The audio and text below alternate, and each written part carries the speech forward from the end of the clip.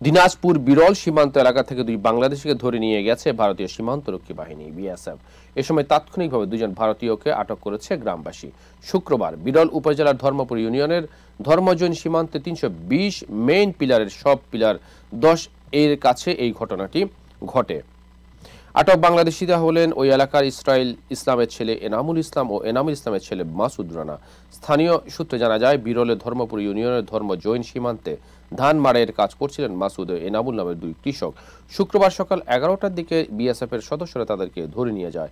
এ ঘটনার পর দুই ভারতীয় নাগরিককে বাংলাদেশের সীমানার ভেতরে থেকে আটক করে গ্রামবাসী। পরে বিজিবি সদস্যরা সেখানে গেলে তাদেরকে বিজিবির কাছে হস্তান্তর করা হয়। এলাকাবাসী জানান, বাংলাদেশের শেষ যন্ত্রে পানি পান করতে আসলে ভারতীয় কৃষক থিলিপ সরেন ও অবিনাশ টুডু নামের দুজনকে আটক করে বিজিবির কাছে হস্তান্তর করা হয়। প্রায় ৯ ঘন্টা পর বিজিবি ও বিএসএফের পতাকা বৈঠকের মাধ্যমে দুই দেশের নাগরিককে হস্তান্তর করা হয়েছে।